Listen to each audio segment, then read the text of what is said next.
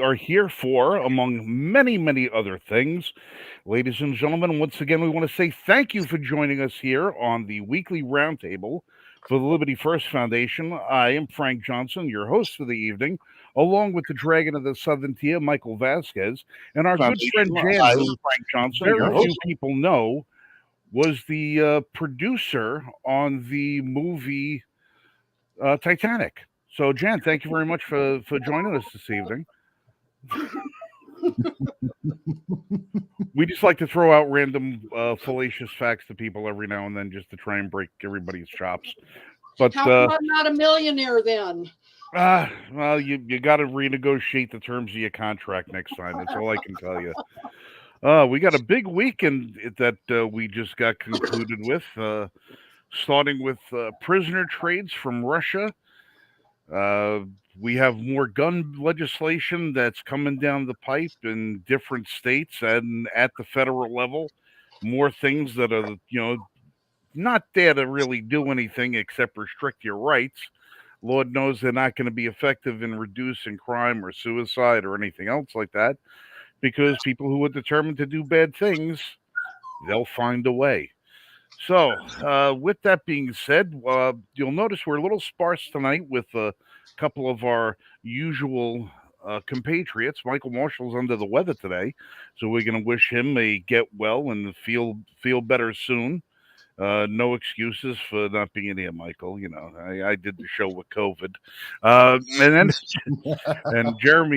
and Jeremy Bishop is yet to join us. Jeremy is on the other side of the country, so his time zone is a little different than ours.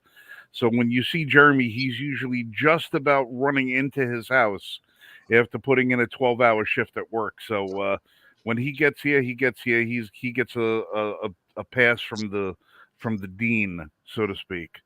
But with that being said, Michael wanted to talk about HR 8361 and what that means to you, to me, and the rest of the Second Amendment loving community. So, Michael, give us the lowdown on this thing. Well, I know Jan's going to be having some questions about guns, but I think this is a good way to start off because I know you also have an interesting idea for Congress if they want to save lives.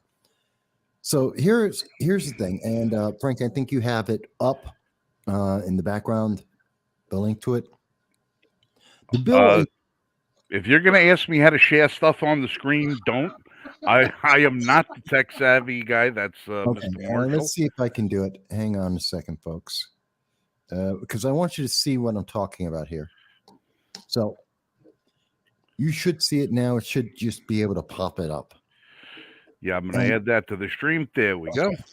So the bill is HR 8361. It is currently being discussed in Congress right now. It is a lame duck section. They are trying to pass this while they have the majority of Democrats in control before you can ever find out about what's happening. So they're trying to rush this through. It's called the Preventing Suicide Through Voluntary Firearm Purchase Delay Act. Basically, in the most simple terms, you go to the government, you go to the federal government, and you tell them, I don't ever want to use a firearm to commit suicide. Don't ever let me buy a gun legally. That's what it does. I can never buy a gun legally. You can put yourself on that list. Theoretically, in the future, you will be able to at any time say, take me off the list, except they don't have a rule for that. And it's right here. The Attorney General shall establish procedures by which any individual may remove his or her name from the database. Keywords here. It shall establish procedures. They don't know how they're ever going to take you off the list. At some point in the future, they will find a way to take your name off this list. This is important for another reason. I'm going to tell you that in a second. The other thing is that it will take 21 days. Those are business days. So if you actually jump through the hoops that the government will require for you to take your name off this list to buy a gun, you have to wait 21 business days after they agree. So Why is this such a big deal? There's 20,000 people a year who use a firearm to commit suicide. This should save lives. And this is the big thing they're selling it on. If it saves even one life, it's worth it. Okay, that's a lie. Because here's the thing. Let's say they're going to use government grants, government funding, your taxes to convince every kid in high school that they should sign up for this because guns are bad. They're going to have programs and grants in cities across this nation with ads telling you that if you feeling down the holidays, you're feeling bad, you need to do this to save your life, to save the lives of others around you. If you know someone who is depressed or upset, to save their life, you're going to convince them to go and sign up for this. Okay, imagine you're a young woman. Tell me if I'm wrong on this example, Jan. You're a young woman. You're 16, 17, 18. You've been going through high school, college. You've been seeing all this paperwork. You're a bit emotional. And for whatever reason, you decide, you know what? I'm against guns. I'm going to never buy a gun. Let me sign on the dotted line. That same woman, let's say she's 26, 27, 28, 30. Maybe she's in a relationship with an abusive boyfriend. Maybe she has a stalker. Maybe she works in a low income area, like she's a teacher or whatever. She's living in a low income area, somewhere where they defunded the police, somewhere where they did bail reform and the criminals are walking in and out of the jail within an hour. Maybe it's John Fetterman's rule. They passed that with the Democrats, and they have 2/3 or 1/3 of all the criminals are now released back onto the street, including rapists, including murderers. They get released back into the street. That woman is concerned. The average woman in America is what, 5'4", weighs about 135 pounds. That woman is now in a situation where she's afraid for her life, especially with the domestic abuse. She's being abused. She wants to protect herself, maybe her kids as well. That woman now has to go back to the government. And if she may not even remember. I mean, do you remember, anyone remember the emails you had when you were 18? What your emails were, what your passwords were? Because that's how the government's going to tell you how you can get off of this list. You have to go to that email from when you were 18. And then they're going to say, okay, jump through these hoops, whatever they are. Get 3 doctors to certify that you're not a danger to yourself and others, that you're not on any medication. Have that all notarized, submit it to us. It'll take us 3 months in the government to look this over, verify it's true, and then you have to wait 21 business days for us to actually take you off that list so you can now protect yourself. How many women will die in that time period? How many women will get killed because of the stalker, the domestic abuser, the crime in their neighborhoods, because they saw a real and present danger and they weren't able to protect themselves? Meanwhile, anyone who's crazy, who's deranged, anyone who is taking the ultimate step and they decide to end their lives, not having a firearm doesn't stop them. It doesn't stop them if they're serious about that. They'll still commit suicide because even with red flag laws, we know based on the studies from Duke University, based on the studies from Indiana, University of Indiana, 40% of the people who have a red flag action because of suicide prevention, 40% of them go forward and commit suicide a different way within 18 months. This doesn't work. This isn't about stopping suicide. It's not about protecting anyone.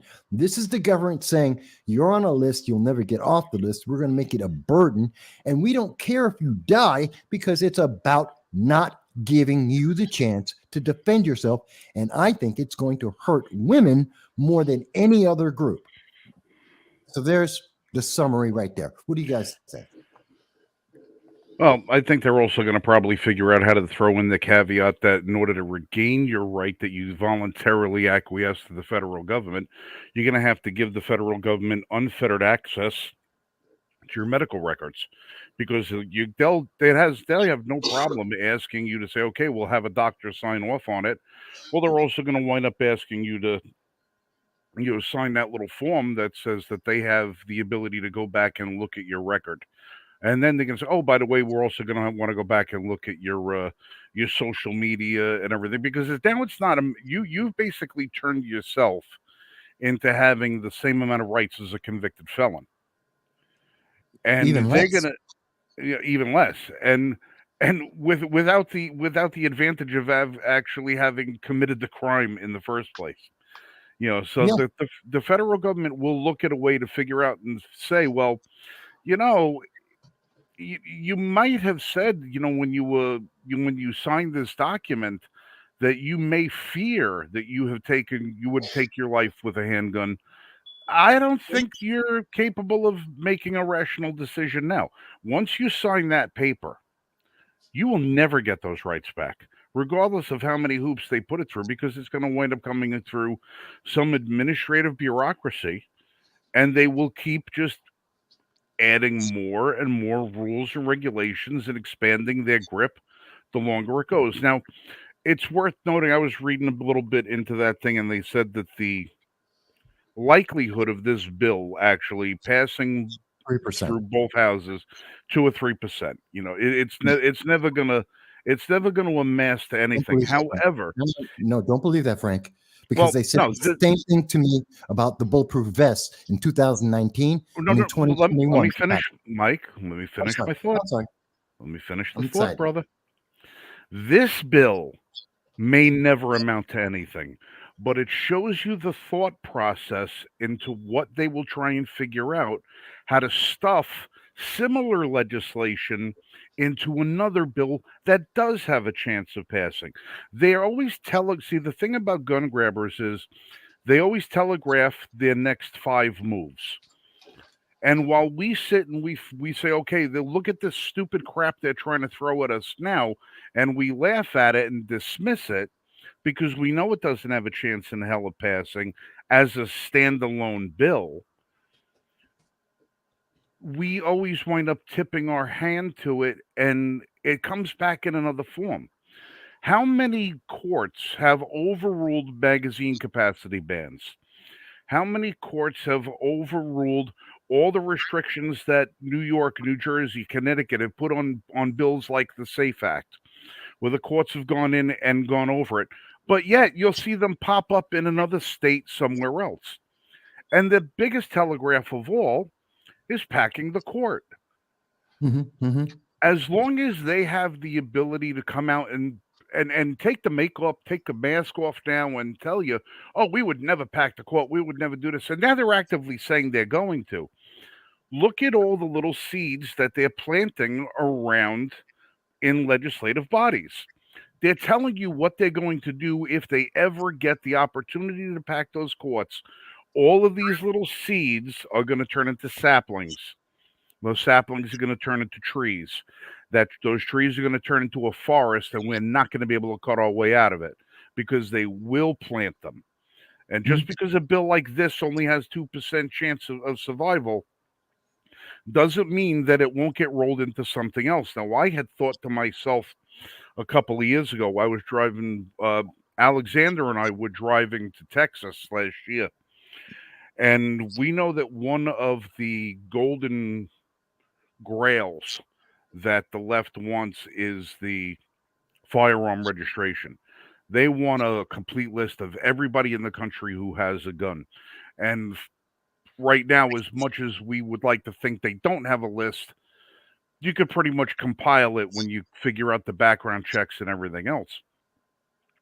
And I said to Alex, I says, why don't we try and write up some form of legislation for a voluntary I don't own guns list and have a new department made up in the federal government that says if you are somebody who swears up and down you don't want a gun, you never want a gun, you don't want this, you don't want that, you are voluntarily willing to acquiesce your Second Amendment rights by signing a contract with the federal government that puts a red check mark next to your name so that anytime somebody goes into an FFL and tries to buy a gun and goes through a background check with your name and your information, it automatically gets flagged and the sale gets terminated.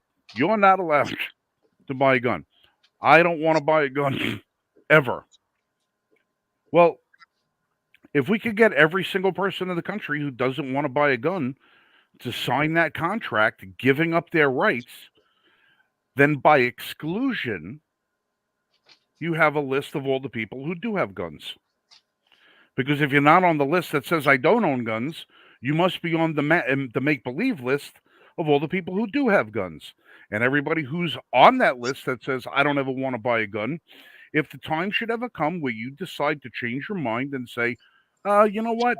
I think maybe I want to buy a gun. I want to have something for home defense. I want to be able to protect my family or whatever.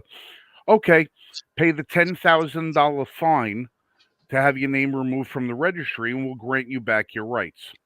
Let's see how many of these anti-gun people that are out there that all are affiliated with Everytown USA and all the rest of the stuff would be willing to put their name down on a document that allows them to have their rights taken from them, all their rights and privileges regarding the Second Amendment taken away from them, where they have to pay money to get it back. They won't do it, but I know they won't do it because they'll say, well, we already have that because I just don't buy guns. That's Oh their yeah, but answer. how do we know? But how do we know? Because look at all of look at all of these irresponsible parents out there that bought guns and then their kids went on shooting sprees. And look at all of these people that bought guns under somebody else's name, the straw purchases, and then they went out killing people. If somebody can't buy a gun under your name, then that's one more life we can save. That's a classroom we can save. That's a supermarket worth of people that we can save. We got to. It's time. We keep fighting this fight over and over and over and over again, where we keep having our leaders forfeit more and more yardage all the time. They forfeit more and more yardage on this ridiculous bill, this 8361. There are 3 co-sponsors of this bill, 2 of which are Republicans. Yeah, on this bill. one is a progressive, Jayapal out of Washington, and then there's 2 Republicans out of Utah. All right, these 2 assholes got to get primaried and got to get out of that job. That's all there is to it. Those 2 got to go. They got to go. Now, every time we turn around, we have more and more of these Republicans, these wishy-washy, fence-sitting hemorrhoid addicts that just keep wanting to give away our rights. As long as these idiots are there, we're losing ground. We got to start getting politicians in there who are going to say, listen, we're not only are we not ceding any more ground to you, we're actively going to take it back from you. We're actively going to take it back. We want to repeal the NFA. We want to get rid of the ATF. We want to get rid of all of these alphabet agencies that have been breaking the law. Every agency in the United States government has been corrupted. Just look at the Twitter files over the last couple of weeks, and you could see that. Unless you've got, shit for brains and bandage over your eyes, if you can't see that this federal government is completely out of control and corrupt, then there's no helping you. But we got to start getting stuff back. So if it means that we got to start introducing ridiculous legislation to challenge the anti-gun people to put their money where their mouth is and say, now you have to lead by example. You don't want us to have guns? You lead by example. When a 911 call happens from your house, don't expect armed police response to show up. Your house is red flagged.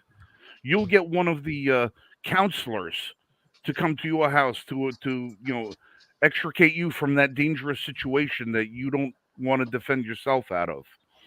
Something's got to be done, and we got to start fighting back. Well, how about this, Jan? So you heard my scenario. You're also hearing Frank's alternative on it. Because I'm angry. I'm very angry about this. Because this is going to cost lives. It's already unconstitutional because Commerce Clause. But they are selling this, and they are saying, no, this is going to protect women. This is about protecting men and women. It's going to save lives. And if you don't do this, you're evil. Well, I just gave you a scenario that I think is very realistic. I think it's very accurate, very potentially happening right now. Jen, tell me, Where do you stand on this? Am I out of my mind? Does it make sense? Well, it totally makes sense. And if you look at the bills, the gun law bills that they've been trying to pass over the last 10 years, every one of them state, well, this is for your safety. This is for the public safety. And and yet, who does it target every time? Women, minorities, Mm-hmm. and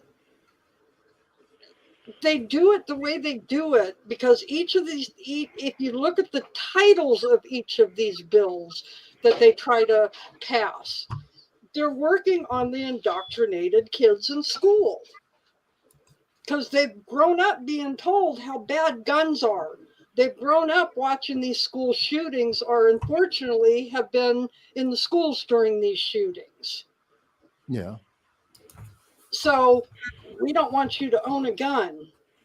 They're trying to do everything they can to go around the Second Amendment because how many cases now have gone in front of the Supreme Court or a lower court and been told that's unconstitutional? No, almost. We've seen dozens of them. They're constantly being told they're exactly. So if we sell that, well, you should be on a registry where you'll never own a gun, they're working around the Second Amendment. But I can see how this will. Am I wrong to say that it could be at some point in a woman's life? I'm using women as an example. It could be a man, could be whatever gender, whatever. I don't care. It could be a toaster. I could care less. But someone will come at a point in their life, either because of where they live, or because of rising crime, or drugs, that they're in an area where they suddenly go, "I'm in danger." And I can't rely on 911 to show up in time. The government can't be everywhere, and we have less police than ever before. And that doesn't seem to be a trend that's changing in the big Democratic strongholds. So I have to be in fear. And I can't get a bulletproof vest. That's illegal now.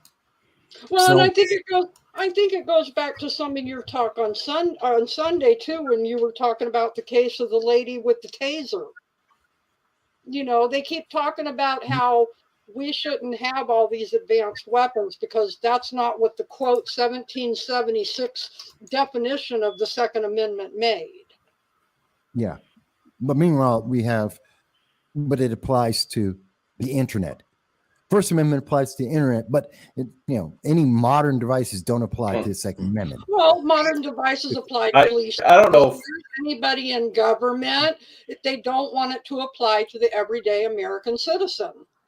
I don't know if you guys can hear me or not, but my argument to this is if somebody says, "Oh well, the Second Amendment doesn't apply to these guns, these devices, whatever," I just simply tell them that's fine. I will only accept your argument via delivery by a pony and a handwritten letter with a quill pen. Yeah, exactly. That's exactly it. This is insane, the level that they're trying to take this to. And it's obvious. That's atrocious. I think it's obvious that their goal isn't about protecting anyone. This is about making sure there are so many hurdles. We've seen this in HR 127 by Sheila Jackson Lee and several other bills we've talked about here, where they're just trying to put hurdles in your way. We're going to make this as difficult as possible for you to ever exercise your rights, to ever do anything on your own. You have to obey the government, no matter what the government says, because the government is better than you. Totally defeating the whole point of the Constitution and the amendments, the Bill of Rights, life, liberty, and the pursuit of happiness. That's what I find this so aggravating because of that. And they're trying to slip it through in a lame duck session just before Christmas when nobody is paying attention because we're so busy with Brittany Griner, the WNBA entertainer that just got traded for Victor Bout, an international terrorist and arms dealer that kills Americans. They're trying to distract us from this which will absolutely affect generations by talking about that stupid virtue signaling deal that benefits no one and endangers lives globally. It's sickening. And speaking of Sheila Jackson Lee, just all right. I'm gonna try and do one of these things. Where did Jan go? I think her system dropped. Oh, okay. I think her computer cut All right. out. Well, I don't know why my camera is not staying on. I wish I knew how to do the share thing myself, but Sheila Jackson Lee got called out today because you know that now that they're redoing offices and everything, and you know they're having to move things around and do this and to do that. Uh, you know that piece of crap in cleaning out her office took her American flag and threw it in the garbage pail, What? still attached to the to the pole. Yeah, Well, this is why would somebody. Yeah, this is somebody that you know is supposed to be a representative of our nation. God, I wish I knew how to do the share stuff. I really do. I got it. I got you. Yeah, Share. I'll tell you what. I'm gonna. All right, somebody's coming to the rescue. There it is. All right, I got you. I got you. Yeah, I'm waiting for it to load up and then I'll play it. Yeah, one of our other congressional representatives happened to be walking down the hall, and there's Miss Sheila Jackson Lee's garbage pail, her official congressional garbage pail, out in the hallway outside of her office, and sticking out of it is Old Glory on the official flagpole that was given to her for her office. This is how a representative of our people, of our nation, treats an American flag. Oh, oh man, I am so disgusted by it. But I'm not surprised because she constantly does that. Oh. Is there video of it? I'm trying to find out if they're just talking about it. No, Well, I think they're just talking about it. Well, I have a still Okay. picture of it. I'll put in the chat if you wanna link it, and if you just want to hit the link in the chat, Jeremy. Oh, there you go. There you go. Yeah, this is her. This is what these people think. This is what our Twitter. congressional. No, gross.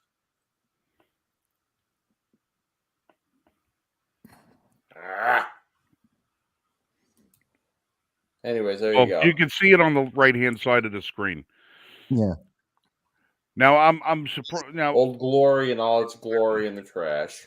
Yeah. That's just crazy.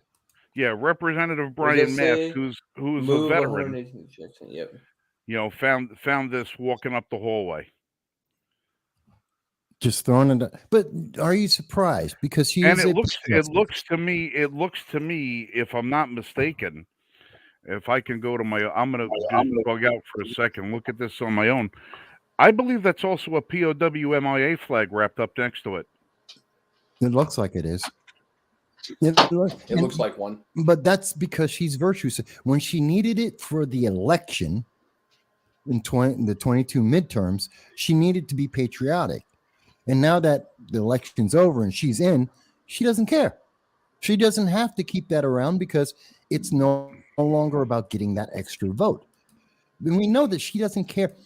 HR 127 was a great example of her trying to harm women, poor people, minorities. She did that on purpose.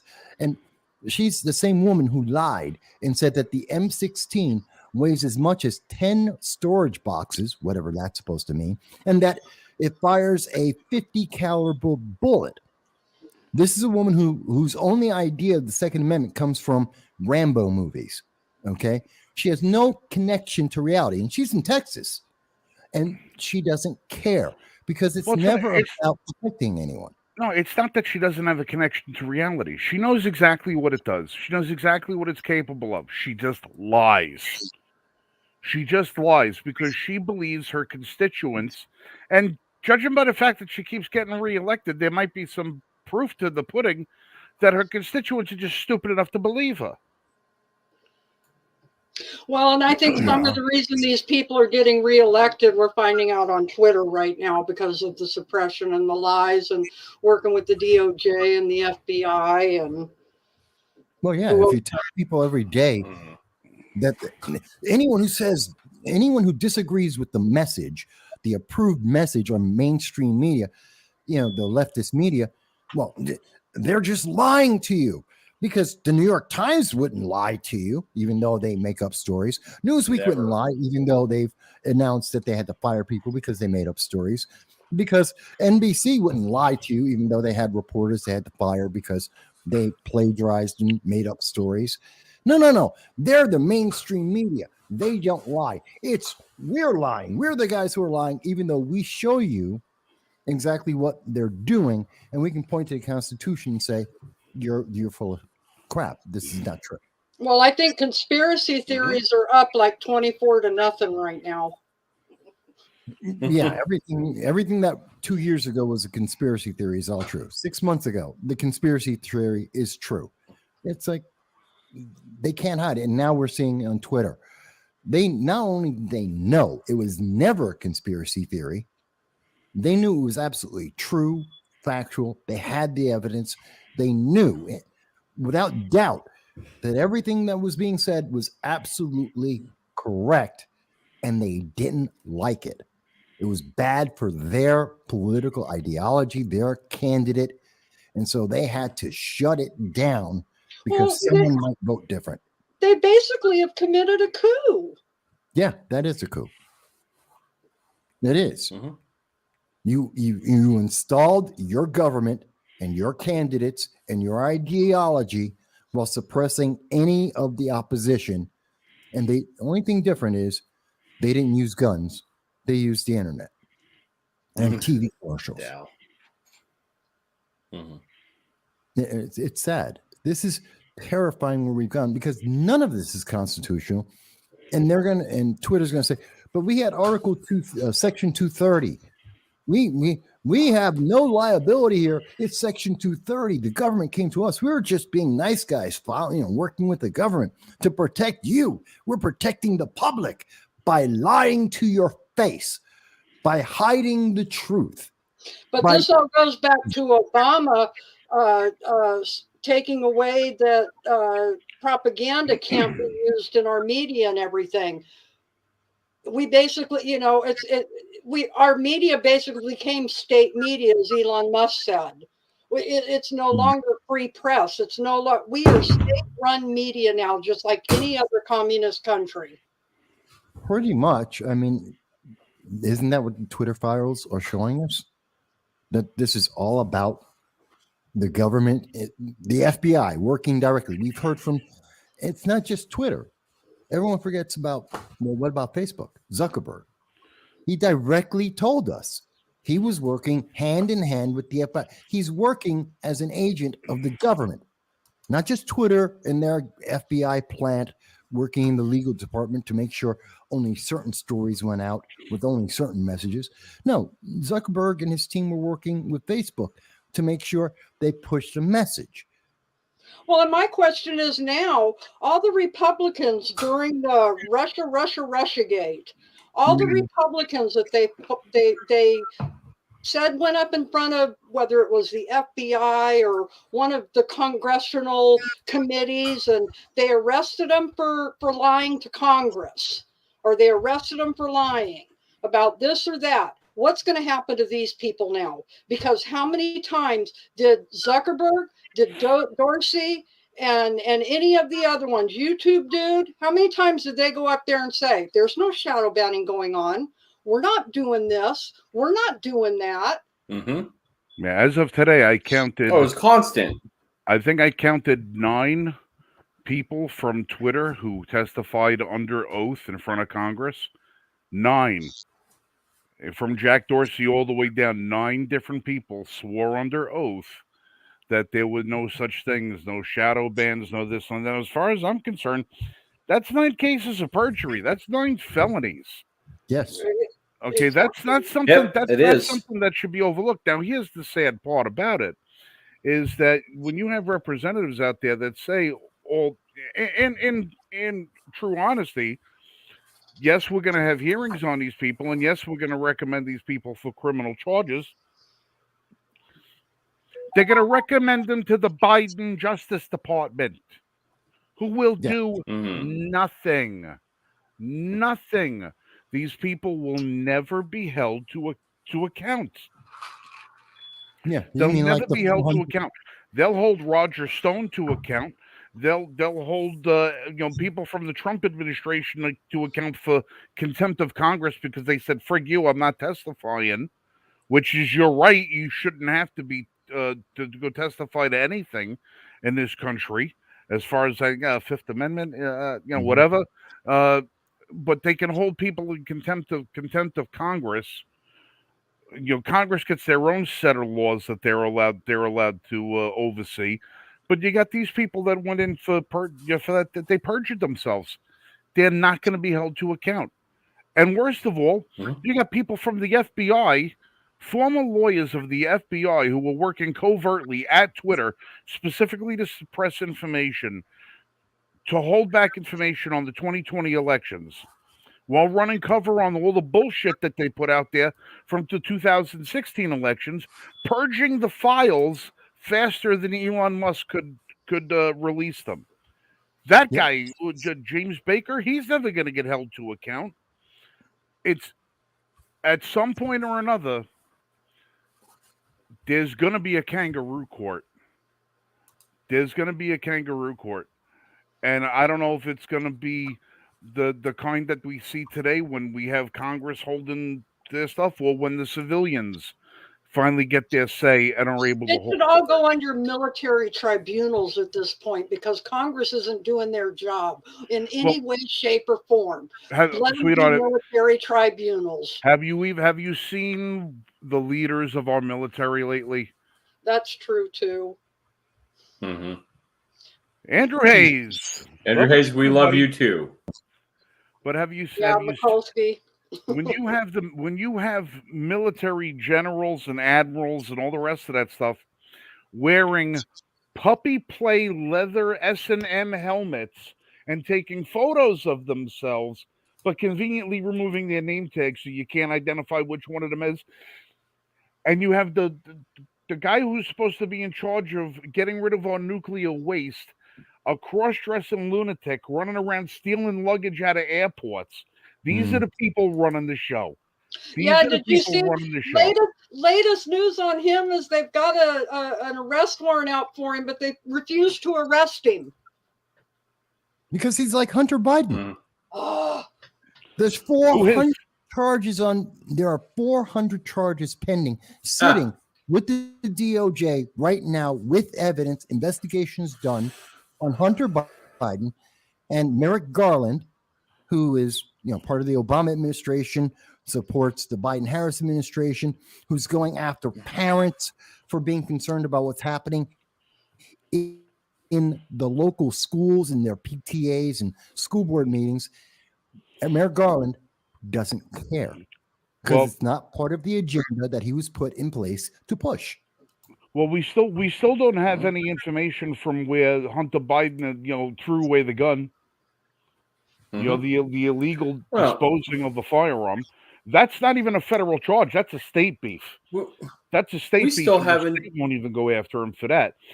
And you get all the left over there. Oh, Hunter Biden's, his laptop is old news. First it was Russian propaganda. It was fake news. It was a forgery. It wasn't his. All right, maybe it's his. It could be his. Now, the big guy doesn't mean Joe. Listen, I don't give a shit how old it is. You got a picture of a guy naked, smoking a crack pipe with what appears to be an underage girl, half naked, around his midsection. Where is she? Where is she? Who is she? Because now that we know that Twitter for the last at least 5 years was not only actively covering for child trafficking, See you later, Andrew.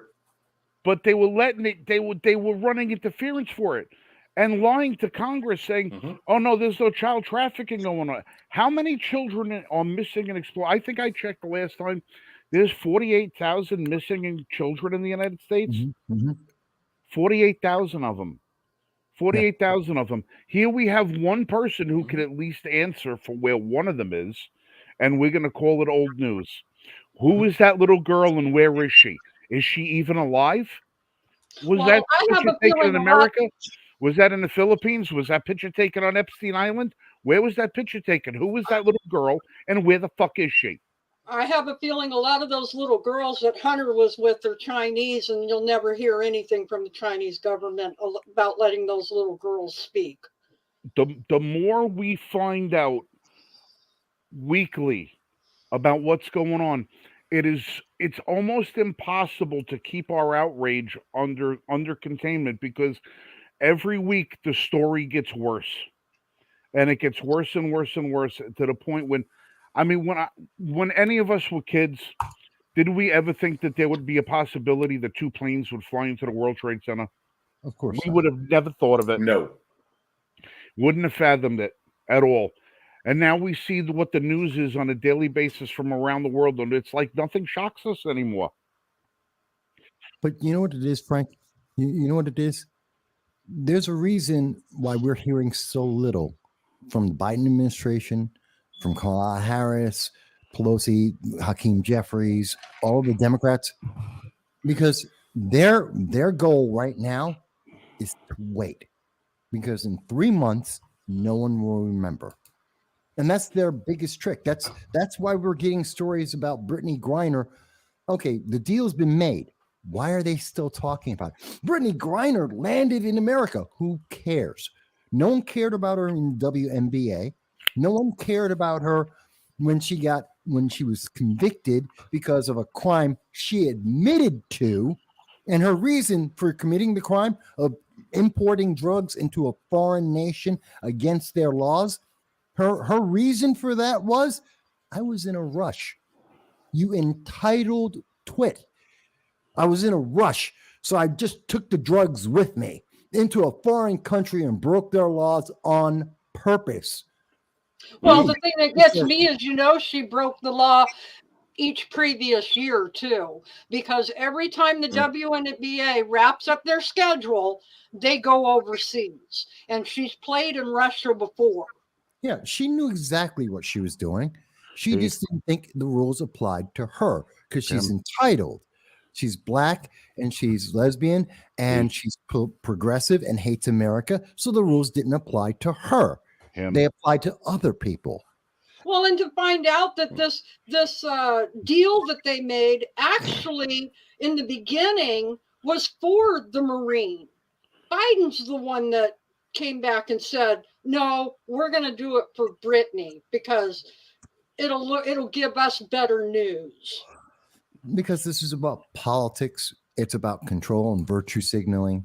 It's not about the Constitution. It's not about what's right for our country. It's not about the consequences that are going to happen down the road. Look, I wouldn't have been happy with getting our Paul Whelan, a U.S. Marine who defended our nation. I wouldn't want him to be traded for Victor Bout either, because Victor Bout is an international terrorist gun dealer.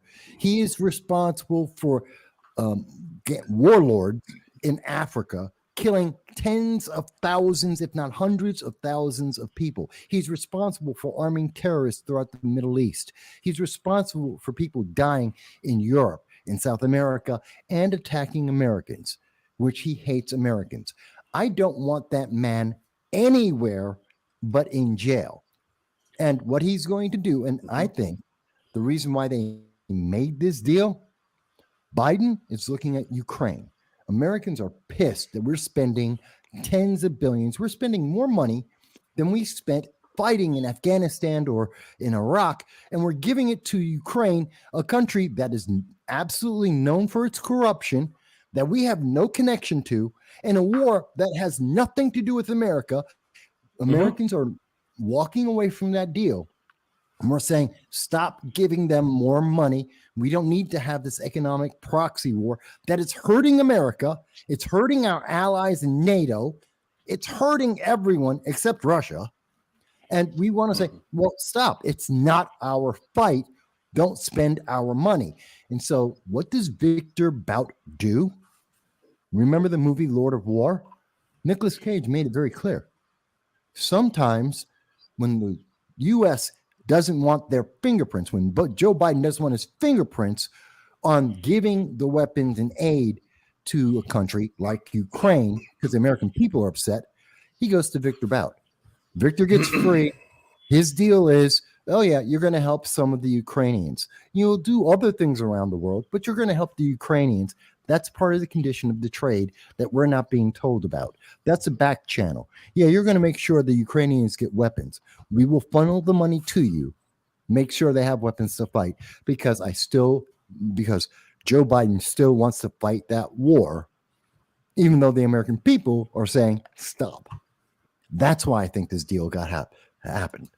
Whether it was going to be Paul Whelan or it's Brittany Griner, that's the real reason why Victor Bout is now free.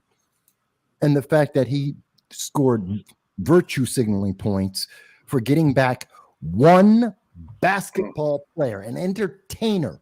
There are 15,000 Americans, 5,000 in Afghanistan, 10,000 in Ukraine, that he abandoned on purpose, told the world he doesn't care about those Americans. And he got one entertainer, and he's like, oh, see, I'm such a great man. I love black people and gay, LGBTQA plus. I'm such a great guy. Look at all the things I'm doing.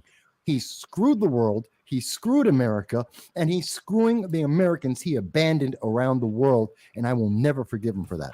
That's me. I'm pissed off. Sorry for the rant. Well, and one of the This things is why we're. Go ahead, Jeremy. Sorry, you first. One of the things that really pissed me off about it, too, is when she came back to America, they had to take her to that military installation because she has to be deprogrammed. What? Deprogrammed from what? She's a liberal. She's always been. Right. She's being told what not to say. Because I would imagine if she's Russian prisons, the gulags, they are notorious for being hellholes. They are some of the worst, most violent, most brutal places on the face of the earth, separate of a war field. That is a fact. So anyone who would be put in that and released, I would imagine that even though she has always said she hates America, that made her a millionaire and famous and got her out of Russia, which would never have otherwise happened, I'm pretty sure she was going to turn around and say, you know what? America's not quite that bad. I misunderstood. And rather than letting her say, you know, I'm glad to be back in America. America's pretty good. And our prisons aren't nearly as bad as the hellhole I was just in. Rather than letting her say that, they're saying, here's your script. Because you can't say that. Otherwise, progressives look bad. It destroys the progressive narrative. We need to give you a script, and you better get it right. That's why she's not speaking yet. Anyways, this is why we're in Ukraine. This is why we're around the world in places we don't belong. This video was like, 20 years ago, and it still holds true today. Just that America can't keep its nose out of where it doesn't belong. And Dal's comment is a reference to the video. We have to be the world's police. We can't, we can't keep our nose out of where it doesn't belong. Well, if we're going to do it, at least do it right. If we're going to do it, then let's actually have a plan and do it properly. Let's not screw it up. Not doing it halfway. And no one believes that we're the world police or we're serious when we leave 15,000. But the American government are professionals at fucking it up. That's what they do best. Sure. It's so aggravating because all these stories all come to a weak U.S. government, the increase in growth of progressivism and socialism, and the long-term damage to our nation. And nothing to do with the Constitution. This is all about how we destroy our Constitution, because we can go back to the Constitution, and every one of these stories go back to the Constitution. None of this is constitutional. We're walking so far away from the people having power and becoming what I would call neo-nobles. It's like the Middle Ages again. We got a bunch of lords running around doing whatever they think is right, telling us, well, it's good for you. Just follow us. It's insane. Yep. It's so aggravating. Excuse me. So I don't know. Between what they're doing now with the lame duck and seeing what they're trying to distract us with, this whole, and Brittany Griner, really, this even shouldn't even be a story. Right. I mean, she's as bad as Kanye. Well, and Putin's already come out and said that he's willing to maybe make some more deals, to release Whelan and stuff, so what other terrorist are they going to release? It was amazing that Obama traded for the transgender now for terrorist. How many people did Trump get released from countries and didn't cost us a cent, didn't cost us anybody being released? Well, we had four students return from China. Yeah. And not only didn't it cost us anything, we got an apology note along with it. Mm-hmm. Difference between strong leadership and weak leadership. That's the difference between people who think America is a great country and people who are walking around the world apologizing for America existing. People who are saying that white privilege is an evil of the world, and someone who's saying, I'm an American, screw that. And just remember the one thing that really made me laugh a whole lot about this whole thing. That piece of shit Biden went out to a friggin' church to memorialize the victims of gun violence 12 hours after signing the deal to let the world's most notorious gun trafficker go. Yeah, which story I more don't covered? Ever want to hear another fucking word about gun control from this two-faced, brain-dead piece of crap president that we got. You leave billions of dollars of guns on the runway in Afghanistan, trade away the world's most notorious gun dealer, and then you're going to worry about whether or not I have a pistol grip on my AR-15, or if I have a pistol brace on my AR pistol, or if I've got more than 10 rounds in a magazine, or if my lung blower 9mm ammunition is too powerful for civilians to carry.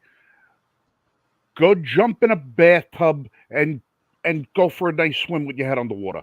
I'm tired of this guy. I'm tired of this hypocrite telling me about my Second Amendment rights when he's pulling this kind of crap. This gun dealer, how many hundreds of thousands of people died because of what this guy was peddling around the world?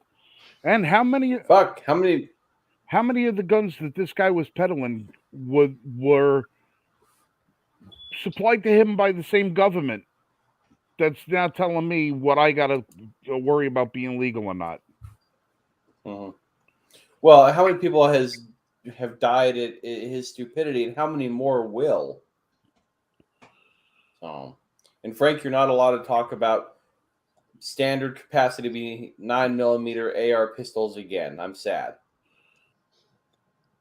It just sickens me. No, you've hurt my feelings. Now, don't get me wrong. Russia getting this guy back, I don't necessarily think that the landscape looks pretty promising for this,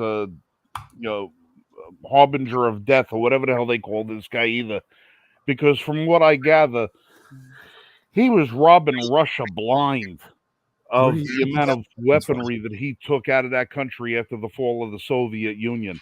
And with what's his face over there, Putin being a good old KGB guy, he was probably on Putin's radar when that whole thing went down, and Putin might want some retribution from him, Nah, or at don't least believe want that. his cut. Don't believe that. One, he's super rich because he took all the weapons from Russia. Two, he was funding those wars in Africa. Who do you think was backing those warlords? Russia and China.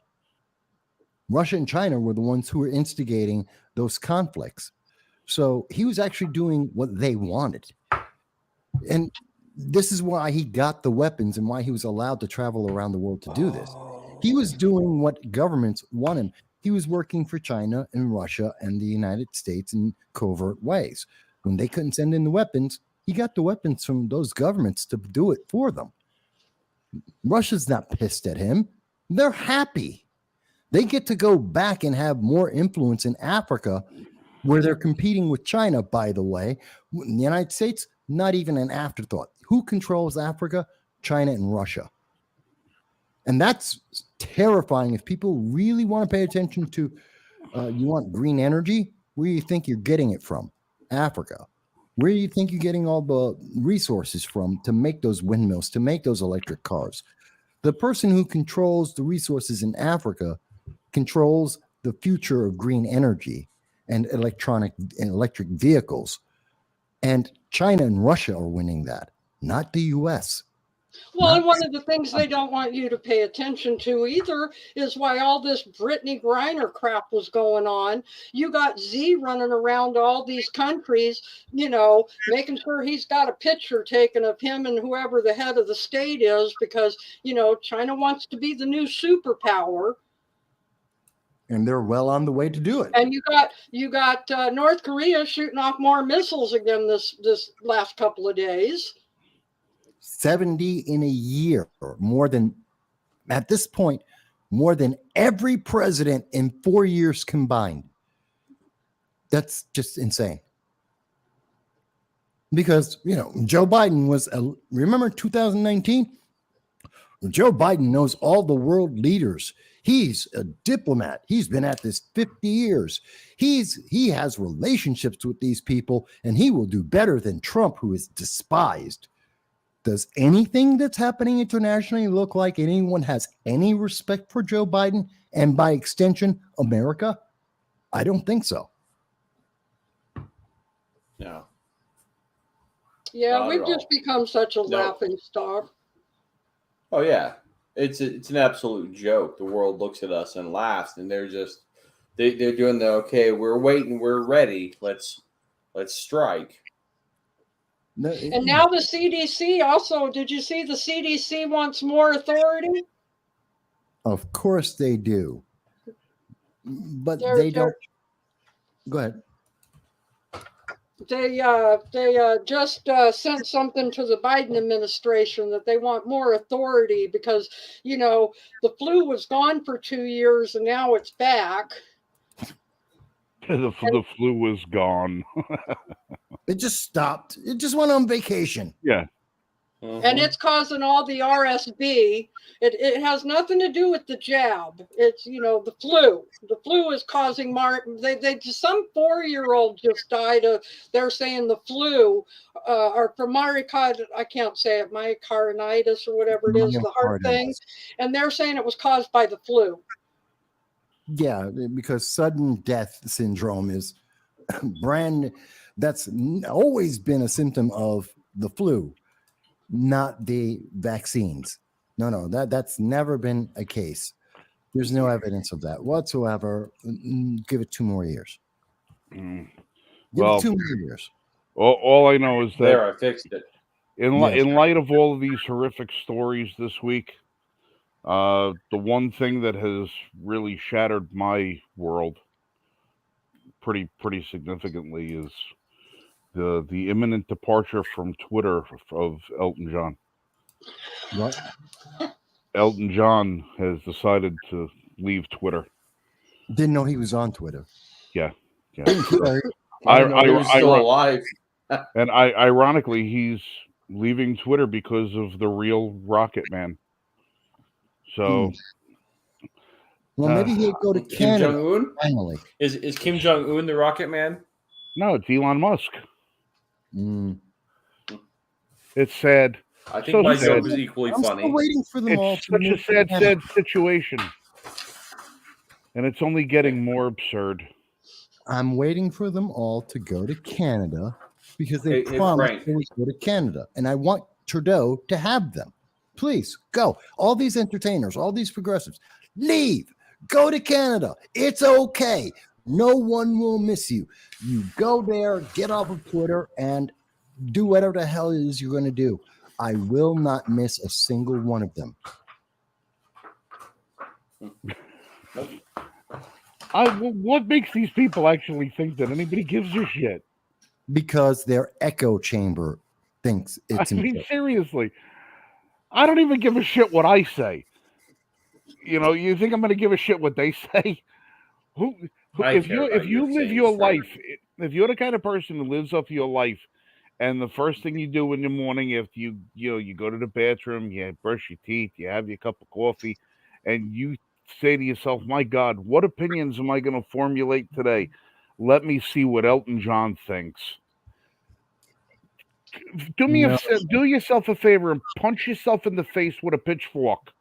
You're not helping yourself.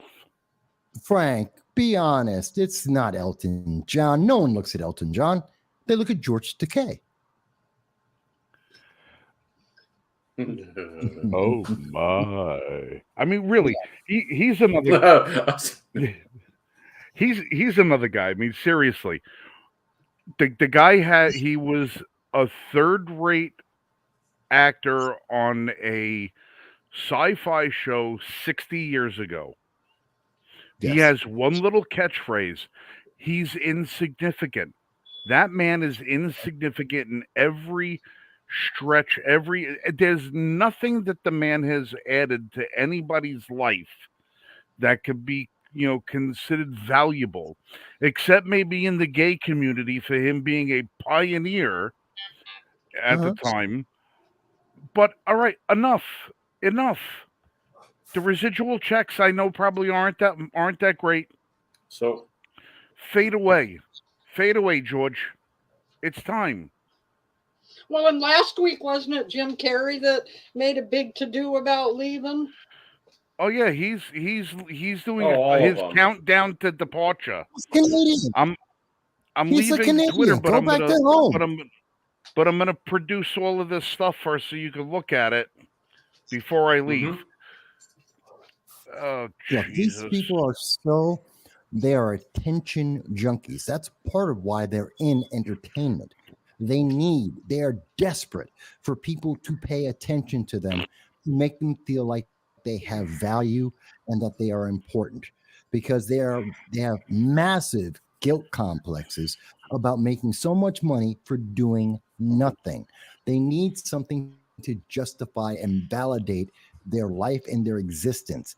And this is the only thing they can find to say, oh, but see, I support these wonderful things. It's like Jennifer Lawrence. This is the narcissism and idiocy that they have been fed and looped over and over again. Jennifer Lawrence is the first action star ever. Did you know that? Sigourney Weaver, Linda Carter, Linda Hamilton. You can go back in time, forwards. It doesn't matter. The only time we have ever had an action star in movies that is a woman was Jennifer Lawrence with The Hunger Games. This is just another example of, and it's part of this ideology that says nothing else exists except the message. And anyone who isn't listening to their message or questions it is evil and bad, even when it is absolutely empirically, factually wrong. Well, after she was rightfully and roundly criticized for her, rewriting of history, she automatically had to come out with the mea culpa. Oh, that's not what I meant. It's not what I meant. It's not what I meant. That's what she Yeah, said. it's exactly what you meant. You have no grasp of history outside of your own life, so you discount whatever existed before you showed up on the scene. She's another one that is just I can't tolerate it. I can't tolerate it. But you see how this falls back to what we started with HR 8361.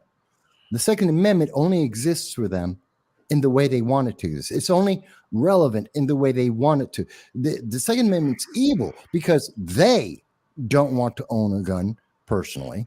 The security guards can, but you can't own a firearm because they don't trust you. So you have to be denied a right because they feel better that way because their world circles around them. You, You you, don't did you ever see that TV show? I forgot on one of the True TV or something like that. Another one of these porn, PAWN, these pawn shop things, where it's like it's set in Detroit or some shit like that, and it's always you got the guy, the bald headed guy who owns the place, his daughter who's always a drama queen, and the son who's the television tough guy, you know, always yelling and screaming at the customers and I'll smack you, I'll do this, I'll do yeah, well come outside. As soon as he steps outside from around the counter, he's got his 400-pound security guards that escort everybody out of the place every time somebody questions their thought process. That's what all of these people are. They all live in that bubble. They all live in that thing. Oh, I don't need a gun. I don't need a gun. Oh no, because you got 14 private security guys around you, like David Hogg. Like the day I seen him outside the NRA convention, where he's got a team of private security guys over there, all strapped with at least 2 pieces on them each. I was there. And to those I guys, was there. shame on you. But it's how they've viewed the Constitution forever. It's this is how it works for me. But yet, if you bring something up for the Constitution, oh no, that's not how it's supposed to work. Perfect example. The stuff that's been coming out of Twitter, and Trump came out and made a statement and said, if this is the way things are, then the Constitution should be thrown out for this reason, and this reason. And all the liberals came out and said, look, Trump's saying throw the Constitution away. That's not what he said. Well, they'll never put anything into context. I mean, all you got to do is just look at the hysteria they have and over all of the people getting their accounts back. You took away their private playground. You took away their private playground, and now they're all screaming bloody murder because we put a big rip in their echo chamber where now other voices have to be heard. Other people are going to be seen. Their opinion is going to be challenged. And all of a sudden, it's no longer the big, Epstein Island fuckball that they used to, all getting each other off. Now they actually have to fight. And they don't have the artillery to do it. They don't have the artillery to do it. Go ahead, Jeremy. Right. That's if I'm reading your comment right. Cori Bush spends twice the average income in the United States just on security every year.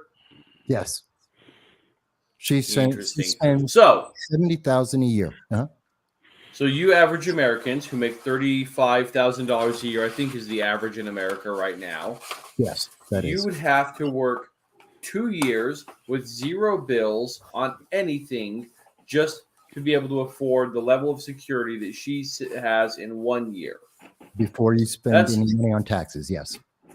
Right, to a penny. And that means all of your taxes and 100,000 of your neighbors' taxes goes just for her security because they are, I'm not going to get into it, but it's unbelievable the amount of money that they're allowed to spend on private security. And guaranteed she makes more than what she's supposed to make on a government salary. Well, shit, yeah, they are. I mean, go ahead, Frank. Well, then, look, this goes back to, it all reminds me of, anybody know the name Ingrid Newkirk? That one I don't know. All right. She either I can't is or was, I'm not sure, the CEO of PETA. People for the ethical treating. I know the name now. Treatment of animals. The charity that wants to treat animals so nicely that they euthanize 250,000 adoptable animals every year. They go to shelters, take animals out of the shelters, Animals that people are trying to adopt, they take 250,000 of them out of the shelters and then euthanize them at their headquarters because it's more humane and ethical. But Ingrid This Newkirk, scumbag. yeah, Ingrid Newkirk, yeah, she's a diabetic. Ingrid Newkirk has got what's it class? Which one is it that you got to take the insulin for every day? You got to take the shot. Is that Type type 2? 2? Type 2 diabetes? Yeah. No. Well, you know that they derive the serum from animals. Yeah, They there's- derive yeah. And she was saying something about how they have to get rid of insulin and they have to do this and they have to do that. And she says only certain people should be allowed to have the insulin. Mhm. They said, well, all of these diabetics, what do you suppose that they do? And she says, well, we can't have it. We have to portion that off. And someone mentioned, well, aren't you diabetic? And she goes, well, I need my life to fight for the animals. I need my life. Fuck all of you other people. To hell with all of you fat bastards. You people with your lousy diet. You people that were born with diabetes or just developed it because of genetic. Fuck all of you. I need my life to fight for the animals. So I should be able to get my insulin, not anybody else. She said this. Maybe not so colorful. Well, I way mean, as let's do, not but she said, stop on the. I need my life to fight for the animals. This is the same mentality that is rife within the celebrity and political class, and even you got to say the corporate class, that they are all above everybody else, and it doesn't Oh, yeah. matter what they want for us. They don't have to live by it because they need their lives to better dictate to us how we live ours. Yeah, that's That's exactly the right. elite. That's the elite. Do as I say, not as I do. You can't have it because it's more important to me. they're insane. Mhm. This is upsetting, but and the problem is they are convincing our kids in schools through the federal funding and the promotion of federal oversight that, oh no, don't believe your parents, don't believe anyone who can show you any evidence, discount all of that, just obey. We are teaching our kids to obey, and this is the stuff they are teaching them to obey. The consequences of all of this are long term. What's going to happen in 5 years when those kids who are 13 right now get to be voting adults and they have been trained that the world circles around them, that they are entitled, that you have to give up everything you have so that they can then redistribute it to whatever they think is worthwhile at any given moment, that you have to protect them while they take away your right to self-defense, that they get to choose everything for everyone in the world. And if you question it, you're the bad guy because they're doing the right thing. Well, the either scarier thing is these are going to be the new leaders of generations. Mhm. Oh, and by the way, if God anyone's help us, they curious, can't. I try to always, if I remember when somebody says something stupid, I try to cite the source. The link right there for Internet Movie Database is for the television show Penn and Teller Bullshit, where they Yeah. did the episode on PETA, and where Ingrid Newkirk said, where I sort of quoted her, but Mhm. you get the idea. If anybody wants to go back, Paraphrased. yeah, if anybody wants to go back, it was the PETA episode of 2004, Penn and Teller Bullshit. It's Just wanted to get that out there. no, because these things are all sourced. It's like, and again, I'm going back to what we started the show with, HR 8361. People will tell you, no, you just don't understand. I can read. We showed you the source. We showed you the link. There's You can go to C-SPAN and see the discussion right now on the bill. And they're going to tell you, but you just don't understand. They're going to tell you that, no, but you should feel like I feel. You should think this is important because I think it's important. No, that's not what it has nothing to do with the reality of what's going on in our world and the First Amendment. I don't have to obey and feel what you feel. I'm a human being. I'm an American. And we're considered evil for not doing that, which is why we see what's happening with Twitter, what they've been doing, what Facebook has been doing, the Disinformation Governance Board, and how we've been lied to about that. It's all about making sure obey. You're the bad guy unless you obey. This is terrifying. I want to talk about your bill I put up here for you. Yes. I don't know any of your guys' backgrounds. I don't know any of the audience's backgrounds. But in my lifetime, I've personally dealt with and experienced 8 suicides. And of those 8, one of them was done with a firearm. 1 of 8. That's at 12%, if that. And that's just the 8 people that I personally know that have committed suicide in my lifetime. This is bullshit. All of this suicide prevention through voluntary firearm purchase delay act. That's bullshit. Fuck that. I'm sorry, but everyone I know. Go ahead. You first. I know the data on this, the real data, the full data that they put out there. It is correct that there's 45,000. We've seen suicides have been increasing every year since the most recent data since 1995. Suicides are up, up, up, up. That's a fact. 95. What's that? The Bill Clinton era? Yeah. And I tell you what, after the last 2 years, you're going to see a lot of suicide spike, and probably 5 to 7 years from now, you're going to see a lot of people, a lot of suicides are going to spike because you have a whole generation of kids that spent a year and a half locked inside their houses, forced to wear masks with no social skills, who don't know how to go out and play, who don't know how to make friends, who don't know how to have relationships with people, who don't know how to do anything except sit there with their electronic device strapped to their face. And you're going to find a lot of these people. A recent study they just did with kids said that like 80% of children right now are dealing with some level of depression. Yeah. And that's all going to manifest itself very, very badly because we don't have enough people in the psychological community to be able to deal with that kind of influx of kids that now have a whole. You would take a 10-year-old kid, take 2 years out of that kid's life. That's like a 50-year-old man who spent 20 years in prison. Yeah, but Frank, you fucked up these kids' brains pretty badly. Yes, and Frank, it's already happening.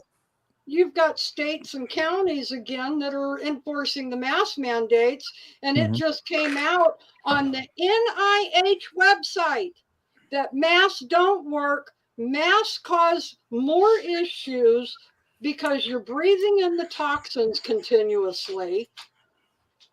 So it shows again that you were lied to by the people who head the NIH, Fauci.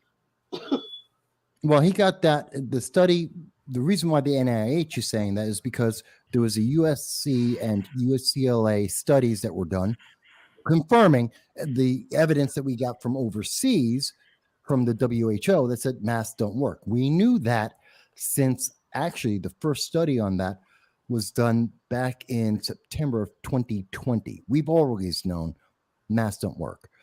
It's just that they're recognizing it now. And in terms of the suicides, Frank, it's not 5 years away. It's happening now.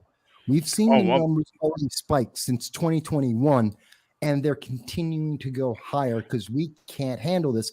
And this bill isn't dealing with the root problem. Kids aren't committing suicide because there's a gun. They're committing suicide because they have mental issues because they were locked in for 2 years, like you mentioned. And still, in some places, to this day, they don't know how to interact with people. And the only way they know how to interact is lol. Here, Well, let me say, smiley face. It's crazy. I want to say something, and I'm just going to disclaimer this by saying this is coming from me as an individual, but I think a lot of the problem, and this could get me canceled, and if it does, so be it. But I think a lot of the problem today stems from, 9-year-olds who say that they want to identify as a boy cat and go out and live their lives and can't be involved with any sort of activities that upsets them because they can't participate in this goddamn, oh my God, what is it? FOMO, this fear of missing out generation. And we are essentially enabling adults and teenagers and older kids to act like fucking toddlers. Oh my gosh, if I can't go out with my friends and have a beer, I'll just die. And this fear of missing out and this entitlement and this, oh yeah, you want to identify as a tree and sleep naked in the woods. It's okay because that's who you identify as and that's who you are. This is what's fucking killing people, is because they're so lost in their own brains and not getting help that they need that they're just going fucking mental. Well, who's that? They had that report like 2 weeks ago, something like that. It was on all of these friggin' pages. The girl who identifies as a cat. That's And not she news. demands she has to go to school. She has to, dress as a cat. She has to do this. She has to do that. All right, you know what? Ban that chick from the friggin' bathroom and put a fucking cardboard box full of kitty litter in the corner. When she wants to eat, open up a goddamn can of cat food and throw it at her. Put a bowl of water on the floor. If you want to have these people dehumanize themselves by identifying as something that they're not, then treat them the way they think they want to be treated. Well, you've got them on TikTok now in restaurants with dog masks, eating like, sitting there eating and making their doggy noises as they eat. You've got them running around on the street on all fours, dressed in whatever costume they're in. Mm-hmm. Well, I mean, it's what? Let me throw something in here, because none of this is worth being canceled over, because shouldn't be. It's First Amendment. But here's the thought. For me, the dividing line on all of this is, okay, you happen to be, if you're 18 and above, you're a legal adult, and you want to run around on all fours and call yourself, I don't know, Bowser or whatever. You want to be a puppy or a cat or a toaster. I don't care what it is. Fantastic. That's your right. This is not a new thing. I remember when in 1994, I was living in California, and I knew a woman who used to sharpen her nails, and she used to purr all the time, and she always thought of herself as a cat. Fantastic. You're a grown adult. Do it. But remember something. Just because you do it doesn't mandate that I have to respect that. No, I don't have to agree with that. And if you're under 18, sure, you don't Michael, get that. you're 100% right. My argument is when they're asking for or demanding or suing for special accommodations to be treated as such. Fine, you're a cat. Guess what? You're gonna go shit in a box in a corner. Well, that's assuming that it's a child. Children don't get that option. There's a reason. Children don't have the right. This was a college girl. A college girl over 18, demanding that she be afforded the accommodations because she identifies as herself as a cat. Good. You're not allowed in the bathroom anymore. You're not allowed in the cafeteria. You're not allowed where food's being served. Sorry, animals aren't allowed in school. Bye. Go crap in a box. Well, yeah. I mean, if we're adults, yeah. I'm not. There is no requirement to make an accommodation. I'm a cat. Okay, I'll treat you like cats. All the rules and laws that apply to cats apply to you. I have no other accommodation that is necessary. Okay, we don't have to bend to you. All right, you're a cat. You must not have a home. It's off to the Humane Society for PETA to come and put you down. Oh, Good. yeah. Well, if there's she's that a, too. hey, little known fact, I have 6 cats. Mhm. I have 6 cats. I have 2 dogs and I have 6 cats. You know what all of them have in common? They've all been They neutered. speak German? Mm. Oh. Yeah. They've all been neutered. So for all you adults out there that fancy yourself a canine, you all of a sudden you think you're a fish. You all of a sudden you're a tabby. Mm. Let's make sure you don't you know pollute the gene pool anymore. What is that? Peter, that's a story. Yeah, That's I'm crazy. trying to click on it so I can. yeah. He's showing. Yeah, Peter is trying to share a story about a little kid. Another little kid so detached from reality that his mother didn't get him the game that he wanted, so he killed her. This is why we need to beat children. I don't Thank mean you. child abuse. I don't mean child But abuse. yet, it's okay for a kid at 8 years old to say, "Give me puberty blockers. Which is Cut off my private parts." they can't make decisions for themselves. Right, they and the never parents could before. and the parents that do make the decisions for these kids to do that should be locked up for child abuse. Yes. And the doctors that perform or prescribe these medications or procedures on these children should have their licenses revoked immediately, and they should be thrown in jail just for violating the Hippocratic Oath. Yeah, there you go. 10-year-old Did tree you swan hear dead. about the 14-year-old girl that Harvard is refusing to give her a transplant because she hasn't had the vaccine? What? And they're still doing that? I thought they Yep. stopped doing that. Yeah, that's Yep. in New Zealand. Well, a family of the little girl, they're an unvaccinated family. She's unvaccinated. They don't believe in the vaccines. The kid needs a transplant of some sort. The government of New Zealand said that they will not allow the transplant to take place unless the girl has been vaccinated. And all the parents said was, listen, we just don't want to have an organ from somebody who has had the vaccine. And now, granted, your kid is dying. You do everything you can to save the kid, and if it's your ideology is so much so that you're saying I won't take an organ from a vaccinated donor, all right, that might be stretching Can't it a little find it. far when it comes to an actual life and death situation, because you're taking the certainty of death and replacing it with the uncertainty of the side effect of a vaccine. It gets a little cloudy. Yeah. All right, now this is a fine line.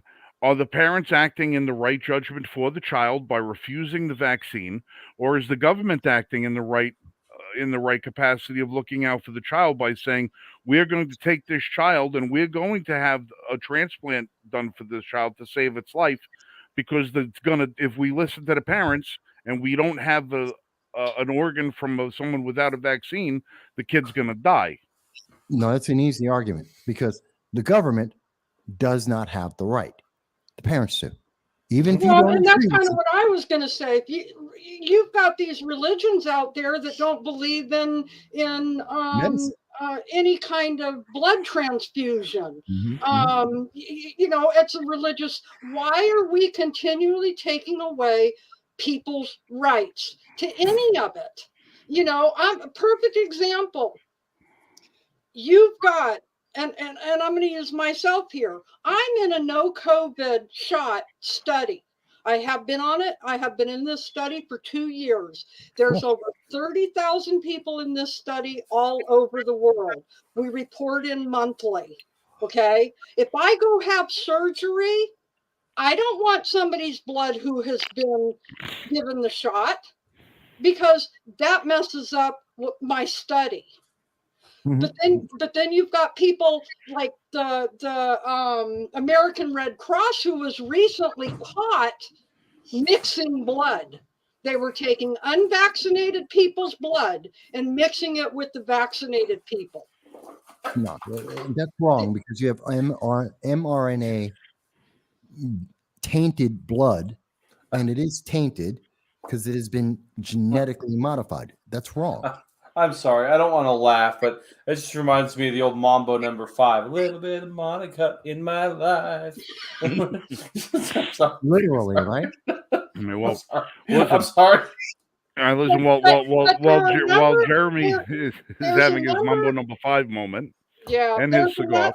I think there is enough people out here who are not vaccinated who have a right to say, I don't want to be a participant when it comes to something that has been tainted. We Well, inherently always had that right. but you got to remember this is interfering. But this is New Zealand that case is in. That's fair. Well, I saw the report. It said when I saw this report, it didn't say nothing about New Zealand. It said Harvard University is refusing. Wow, I saw one kid in New Zealand. Maybe it's some other kid. Who knows? I'm sure there's more than one kid that needs a transplant. Well, yeah, I saw another report earlier today, and I don't think it was here in the U.S., but they took an infant away from parents. There's a video on YouTube about it. They took an infant away from parents because they wouldn't give the child a shot. That's fucking absurd. And this has to be somewhere else. I would hope it's somewhere else because the government, especially in America, specifically in America, does not have that right. And if you are in a country where the government does have that right, it is an authoritarian government. It's not free. It's not democratic. It's an authoritarian government. Go ahead, Frank. I keep cutting you off. No, that's all right. I was just going to say, I got the warning light from inside. I have to go take care of my evening responsibilities, which means walking the dogs and giving the cats their treats and all the rest of that stuff. And since she mopped the floors all day today and it's muddy outside, I'll be cleaning the floors. Wait, I want to show you something. One thing, really quick, before you go. One thing. Oh, yes, darling. Okay. Okay. Where do you go? It's that one. So I broke my heart. I told you weren't allowed to talk about AR pistols anymore because I had to let one go today. But I must say, this is 3 months, no practice from 30 feet. I don't know if you can see the groupings. But, not sure if I can tell. Come on, wait, I'm still here. No. So that's 3 months, no practice, 30 feet, no practice. I'm pretty proud of that. With which gun? With a Stag Arms PXC9 AR pistol. Oh, okay. Camera. I'm done. Didn't realize you changed it? My computer, I've realized, is hypersensitive to being touched while it's on, and it likes to change my camera on me. So, anyways, I just wanted to show you how happy I was to not touch that gun in 3 months and how well I did at what's that, 30 feet, so 7.5 yards, something like that. Well, I don't know if you want to hang around long enough. I mean, I know you said you got to go because I've got both you and Jeremy here for my gun. All right, Jen, go ahead. Let's hit your questions up here. Okay. I got my gun. Okay. I know you guys saw that when I posted it in the group. Yep. But I screwed up. I really screwed up. It's not a right and left-handed gun. It's more for a right-handed person. But my question is this. This gun, when it's empty of bullets and you pull the hammer back, okay, it'll stay like this Slide while lock. it's empty. Okay. Yes. Now, I haven't put any bullets in it yet, but when I put bullets in it, and from what I understand, you got to hit the button to get it to go back. Only if your magazine's empty. So if I load a clip, it'll automatically go back. It's called the last round hold open on your gun, and what it is, there's a piece on your magazine that meshes up with your gun. When the last round is ejected, it holds your slide open. And so, but if you had put one in there and racked it with a round, it would go back to what's called battery, or which means the slide is closed.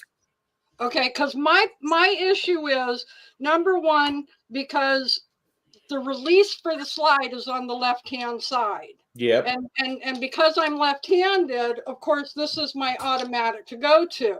right? Okay. Right. Okay. If I do it on the right side, I'm left-handed. I'm not strong enough. Hold on. I gotta How do grab I my work- gun so I can look at it and think about How this. do I work that little All right. button to work Oh, it Okay. in? Never All right. mind. It's hiding. Hold on. Well, let me Go ahead, explain Frank. real quick. Do you have a magazine in the gun right now? Yes, that's the only way you can have Okay. the hammer back. If I release it No, and I Jan, pull it Jan, back, Jan, it Jan, slips. Jan. I want you to calm down. It's not a problem. Okay. When you have an empty magazine loaded into the gun and you bring the slide back, it's going to lock the slide back all the time. Okay. Because it's designed to do that. If you take that gun right now and eject the magazine out of it. Okay. Well, you dropped the slide already. All right. Put the magazine in. Bring the slide back. See how it's locked open? Right. Now don't touch anything, but drop the magazine. Now press that button down. See how much easier that is? Yeah. That's going to be the level of ease that it's going to be when you put a full magazine of rounds into the gun. Okay. Because what you're doing when you have an empty magazine in there and you're trying to push that release down, you're trying to overcome both the friction of the slide and the spring in the magazine that's holding that button locked open. So when you try to release that slide with an empty magazine, it's 4 times more difficult than if you put a full magazine in and released it all together. Now, when you do put a magazine in that gun, first I want you to do when you first start loading magazines into it is just put it in gently until it locks, okay? The slide will stay open. What you're going to do is you're going to come over top of the slide with your hand, and on the serrations of the slide, right by where the rear sight is, you're going to grab it with the ball of your hand and your fingers, and you're just going to pull it back a little bit and let it go. And you don't need to use the slide release to drop the slide. Okay. You don't need to do that at all. But what I really want you to do, if you can, before you start loading around with live ammunition in the gun and you're trying to learn how to cycle and manipulate the gun, I want you to go down to your gun store and ask him if he can give you a pack of inexpensive what they call snap caps. They're dummy bullets. They're fake bullets, the same exact shape and size of a 9mm bullet. And I want you to load your magazine with those, and I want you to learn how to manipulate the gun with fake ammunition. Okay. Just until you get to learn how the gun functions. All right. Now, when you use these and you eject them, they're going to eject and they're going to fly around the room a little bit. So try and do this in a room where it's easy to find the rounds when they go, because they do cost a couple of bucks a piece. But I want you to get used to racking the gun with some ammunition in it so that you can learn the function of it. That slide stop release, if it's not set up for a left-handed shooter, you're going to come over top. You're going to find that it's the easiest way is to come over top. Now, that Taurus G2C that you got there, that one that you got, when you have a full magazine of ammunition and you're holding the gun in your left hand and you smack a full load of ammunition in it, odds are that gun is going to slide home itself. It's going to self-chamber. All right. I believe that gun is designed to self-chamber. All right. If not, you're just going to come over top with it and do it that way. But that slide release, most of the time I'm at the range, I never use the slide release. I don't. Okay. I put the gun in it, bang, and I rack it and I go.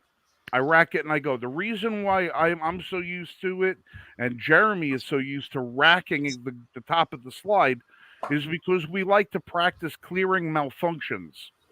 If we have a malfunction, we don't want to take that second thought to try and figure out what's wrong with the gun.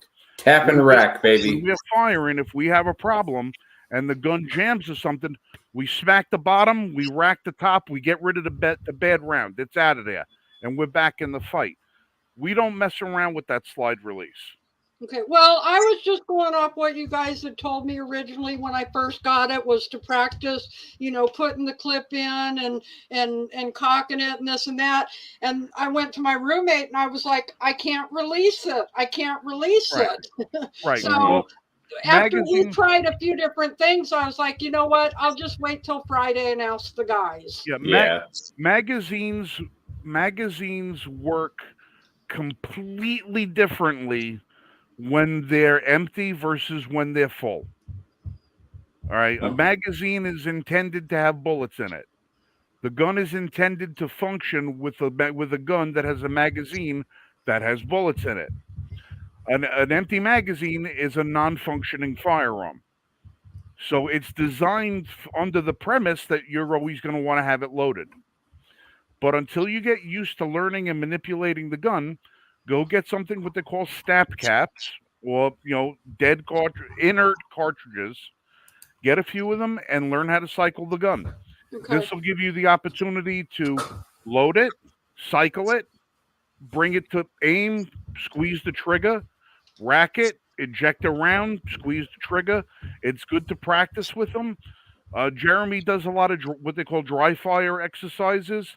I do a lot of dry fire exercises just to keep in routine because, one, it's a hell of a lot less expensive than shooting real ammo all day long, and it reinforces muscle memory. But it also, most importantly, gets you familiar with your gun. Right. So you didn't mess up. You didn't buy the wrong gun. You bought a gun that's very accommodating for left-handed shooters. It's just you have to learn how to manipulate the gun is all. Mm-hmm. Well, I think that because the release and the safety is only on the left-hand side. It's not on the right-hand side, which I would have preferred to have everything on the left-hand side because that's more natural holding the gun versus, when I want to take the safety off, I'm going to be manipulating, not holding the gun good because I've got to do it this way. Once you get used to doing what you're doing, you're never going to use that safety. Your safety's this is your safety right there. Your index finger is your safety. You have a dingus on the trigger, a little trigger bar disconnect on the trigger. That's another safety. The gun's never going to go off unless you intend it to go off, or unless you're doing something really stupid. So yeah, like not paying attention to it, and playing with the trigger when you shouldn't be. But you're never going to wind up engaging that safety. Okay. Yeah. I'm just glad I have you guys because, like I said, that's I don't know, and I don't know unless I ask, and I don't want to do anything that's gonna, screw things up. Even though I don't own your particular firearm yet, I am going to make a point as soon as I can afford to do so. I'm going to go out and I'm going to get one, and I will film an entire video. Entire video, and put it up on the YouTube channel just to operate that gun. Okay, well, it's the what I'm going to do is I'm going to do it from a left-handed shooter's perspective. Oh, that'd be awesome. I will bring my cousin Steven. He's my range buddy. My friend Pete, who is in the comment section right now, he's left-handed also, but is Pete? Pete, are you left-handed? Answer me. I don't remember. I don't know. Something tells me you're left-handed. I don't know. You're weird anyway.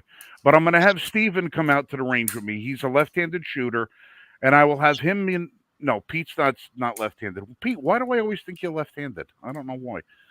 Well, Steven will come out to the range with me, and he'll go through the fundamentals from a left-handed perspective, and we'll go through the whole spiel. So as soon as I can afford to pick one up, I will. Oh, that's awesome! Cool. And that's the G. And you got the which one? The G3C. G3C. All right, I'm going to take my phone right now, and I'm going to see about contacting Taurus and see if I can't get one. GC3. And that's with the safety. All right, good. All right. Wrote it down on my phone, and I will make sure as to get one as soon as I possibly can, and I'll get a video put together for you. So Cool.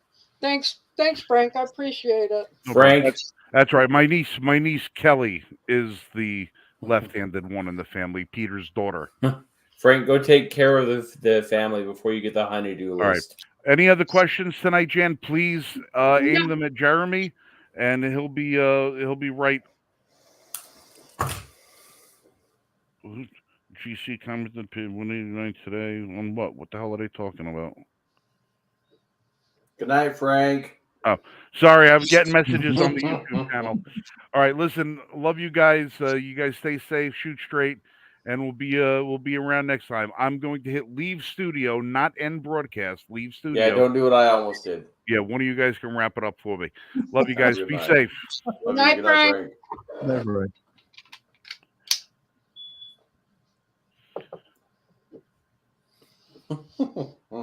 Yeah, we're here for you to help. Yeah. So. Well, like I said, I was trying to go through this, the beginning steps that you guys told me to do when I got one, and it's like I was getting frustrated because it's like that first step ain't working.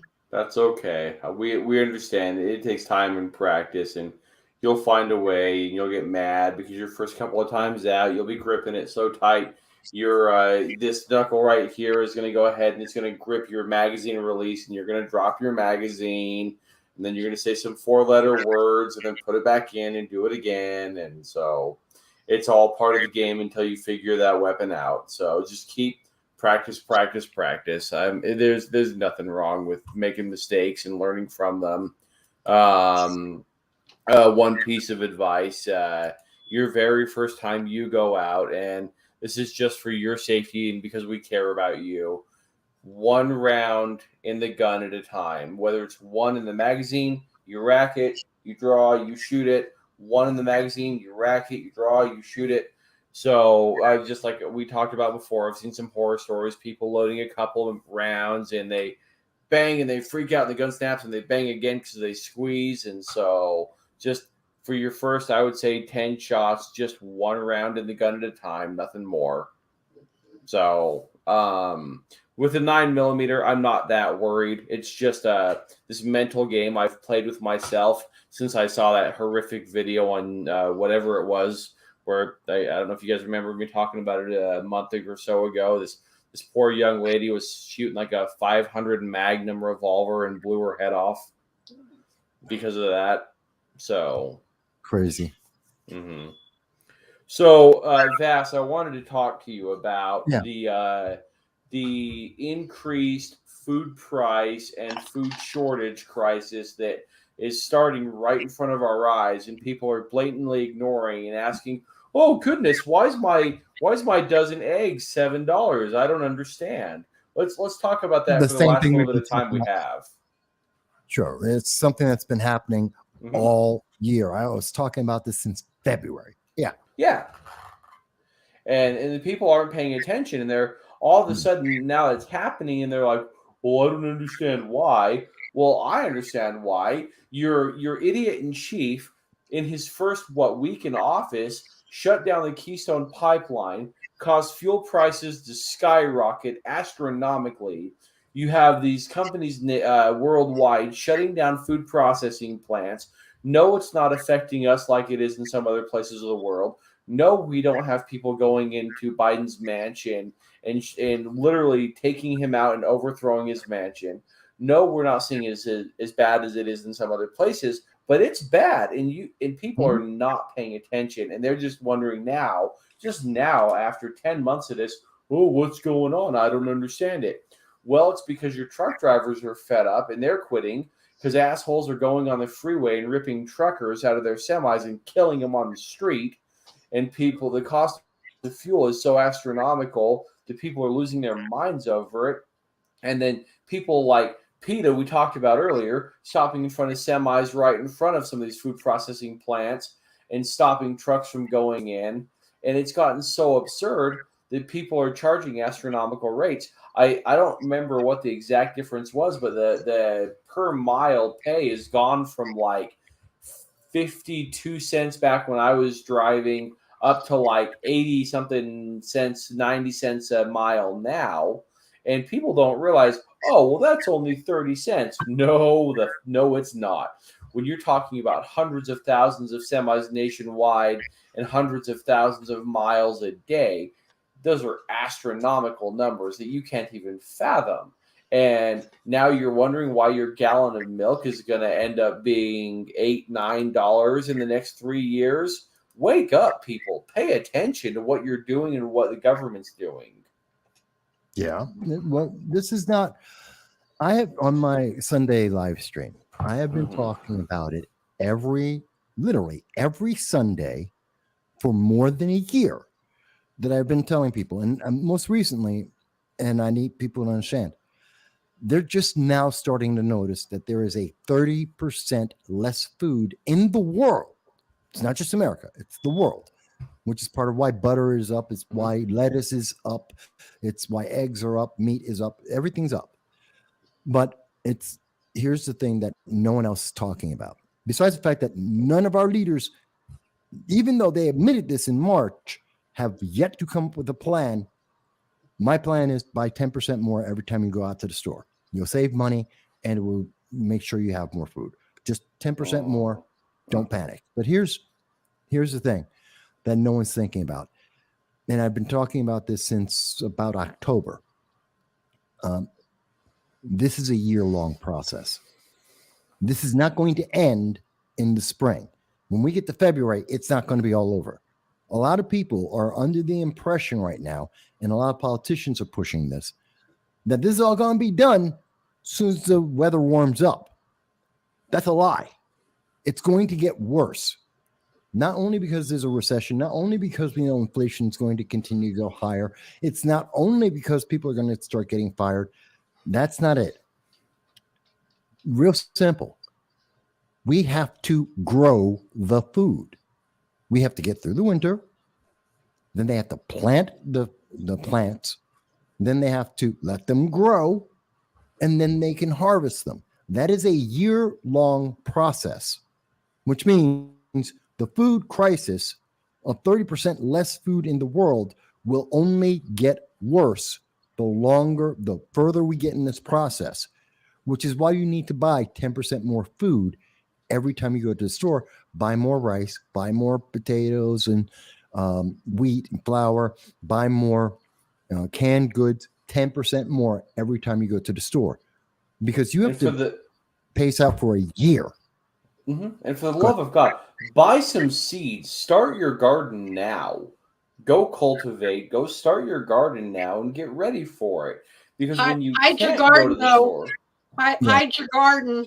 Oh, absolutely, hide your garden. I agree. Grow it indoors. Get lighting. Whatever you have to do. But understand, like Vass said, this is just the beginning. Yeah. Well, and I actually think it's going to take longer than a year because they're paying more and more farmers not to plant. It will continue to go beyond a year. But you're right. I'm seeing. So I live in a pretty small area of northern Utah, and since I've moved here 6 years, 6.5 years, whatever it's been, I've had about 5 local farms shut down, rip the dirt out, and just build, condos and apartments on them. And these are people who sold local every day, and they made their living selling local. Well, the state government came in and said, here's a nice chunk of change. Let me build a house where your property was. And now if I want to go buy 3 dozen eggs, at the local grocer, what used to cost me about $9 is now up to $17, $18. And I'm going to go on record right now as stating, I believe by December 2023, a gallon of milk will be over $5 in Utah. It's a crazy amount. No, I see Dal is saying that I think he's saying I'm wrong, and that that the shortage will be 4 to 5 months. I disagree. And I think he's combining with what you're saying and saying it's going to get worse. oh, well then yes, and it could be Dal? more, Jen, it could be much longer. Mm. But I definitely think you're looking at a year-long process, and we're competing with the rest of the world for food, which people aren't thinking about. Mm-hmm. So, where is the food going to go? Well, Sri Lanka, Panama, Eritrea, most of Africa, they're starving now. Mm. We haven't even gotten deep into the winter. This process Right. is so bad, and we're going to see so many governments destabilized by this. Mm. The worst thing is no one's telling our people do this. I mean, this should not be something that I'm saying and no one else is saying. No, absolutely no. They're not so worried about most stuff though, because they're going to start growing it in labs. Yeah. Well, so Dal said also the level of food production needed are going to be stunted for nearly a decade. Okay. I agree. Now, on that same subject, but on a different, something else that we're ignoring is Joe Biden, Kamala Harris, AOC. They're all pushing for electric everything, right? Well, Yes. what's not being paid attention to is the United States infrastructure cannot handle 100% electric anything, not Well, by a long shot. Well, Yeah, look at what's going on in Sweden right now. They're telling people you can't plug your EVs in. Well, Good. It's part of. We're going to have that happen here in the United States. Mm-hmm. We need buy EV. Oh, by the way, you can't use it. Go pound sand. Well, it's all going to crash. See, for the last 15 years, it is a known fact, and there's lots of reports from the EPA and the Department of the Interior. We need a new electric grid. We've needed a new electric grid for about 25 years. This grid will fail because it cannot handle the load. We have to build a new one. Except we can't. We can't for two reasons. One, it costs $7 trillion. That is a conservative estimate from environmentalists. $7 trillion. It may cost more. Two, the very same environmentalists don't want you to do it because you have to go through the natural woods and forests and cities and tear up everything to build a brand new electric grid. If you look at every single state, California, New York, you go state that's saying electric vehicles, electric everything, every single one of their plans, if you look at their energy departments, Department of Energy and Environment, they will tell you that in their 10-year plan, forget anything further, in their 10-year plan, they at year 7 in every single state, from year 7 on, they don't know where they're getting the electricity from. There's a gap that starts at about 7 years from today. Their energy requirement that's necessary is missing. They don't know where they get the energy from. And they have, depending on the state, somewhere from 5 years from today to 8 years from today, the electric grid fails because it cannot handle the power, except for California, which is in 3 years. Well, yeah, if you look at California, exactly. They're already going through rolling blackouts during the heat because they can't handle what they already have. They couldn't handle it when Tesla was brand new. Now you've got Tesla exploding. You have Rivian. You have General Motors electric vehicles, Ford electric vehicles, and every other Cadillac electric vehicles. God knows whoever else is making electric vehicles, Toyota, and the growth of people coming in and moving around the U.S. Not only are you having more demand on the grid by just the object itself, you have more people with the object putting more demand on the grid. And this, I can't explain it. It's unexplainable. Maybe I'm an idiot. I don't know. No, but it's going to cost $7 trillion. If we Dal, what did you say? Every couple of months, money machine go brrr. Mhm. You're going to have. They'll just print it. It'll be fine. Well, think of what that does to. You think we're in inflation now? You think we're in a recession now? Wait until they say, "Oh, and by the way, we're going to rebuild the electric grid." That's $7 trillion by itself. That is, and we know everything the government does costs more. So you're talking realistically, real world estimates say that means it's $10 trillion. That's double what we spend in any given year. What is that going to do? What Biden did alone, which was only increasing $1 trillion in our spending, put us into a recession. Now do 10 times that. 10 times. Well, it just goes back to the typical bureaucratic bullshit. You know, they've known that the system has been an issue, you know, decades. You know, I lived in California still in the early 2000s, and we were having rolling blackouts in the 90s. Yeah. So, you know, but it's, well, we'll push it down the road. We'll push it down the road. We'll push it down the road. You know, this something they can fit, could have, I mean, it may not be the best it could be today, but we could be a hell of a lot further if they would have been fixing it throughout these decades. We could have, but no one wants to deal with the cost, because then you have to turn around to your constituents and say, oh, by the way, we're raising taxes to replace this, and no one wants to pay. No one wants to pay that. And they don't want to have the fight with the environmentalists who are going to, because there's been a couple of states, California, Washington, Oregon in particular, where they said, okay, we're going to start rebuilding it. And this is in late 90s, 2005, that time frame. And they came out and said, you can't, because of the environment, the animals, PETA, you can't do that. It'll destroy the environment. They're like, well, we can't run. They're like, you can't do it. So the environmentalists won. They're shooting themselves in the foot because they're not, again, this is a failure of our government to take into account the consequences of what they're doing, and instead just appeasing whatever will get them the votes for the next election. This is a big deal. Absolutely. Well, it is 9. Well, for you guys, it's 11. Yes. So before we segue out of here, just 2 or 3 minutes. I want to talk about the 2023 membership drive and talk about how important you all are to us, and how important your support is, and how much we appreciate it.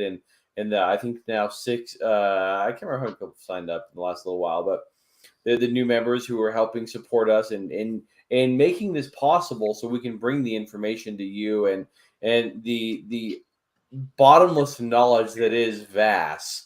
And and all the support he gives to us. And I don't know if people understand that Vass could be doing a million things right now, but he knows how important what we're doing is, and chooses to hang out with us, and chooses to share his knowledge with you, and isn't just saying, no, don't watch theirs, come to my videos only. And Vass, we greatly appreciate what you do as well for us. But this membership drive we're doing, it's not for us, it's for you. And it's to help us support you and bring the information to you, and make sure that we can get you exclusive content starting January of next year, and get you access to educational videos, and get Mike Marshall some NyQuil because he's got a cold. No, I'm just kidding. And to make sure that we can get out to events and get the latest and greatest information and information to you guys, and make sure that we can be out supporting you, and eventually show up to your states and do things for you, and we can help push legislation on to the House and the Senate, and things that we're currently working on. Vass, I don't know if you guys already talked about it, but we're working on some legislation right now, and that's to help you, our, you know, I don't know if this isn't the right word, please forgive me, but you guys are like our constituents, right? We work for you guys. We're here for you guys. We want to make sure that everything we do is to help you and to give you the right information. So your memberships help us exponentially. If you go to the Liberty First Foundation L1F.us /membership drive, I'll go ahead and pop that back up here for a second to make sure you guys have it just one more time before we sign off. But we appreciate everything you do. Go on, like, subscribe, share the video, share it as much as you can on every page that you can. Get your friends and your family to go sign up and get a membership. And I don't have it with me. It's in the safe, but you have a chance to win this beautiful, beautiful Henry Golden Boy 22 that's custom engraved with our logo on it. And just, help us, support us so we can support you.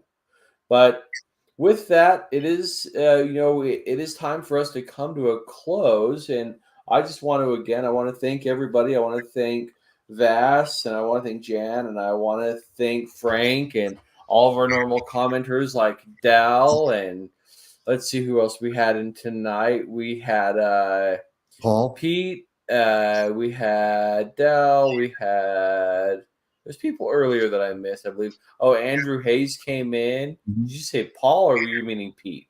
I meant Peter. Okay. Thank all you guys for coming in and commenting, and please feel free to shoot us a message if you want to join us live one night or see what we're up to and hang out with us. We'd be happy to have you on here. And for anybody on the other side who wants to question us and who wants to even be argumentative, please, I encourage it.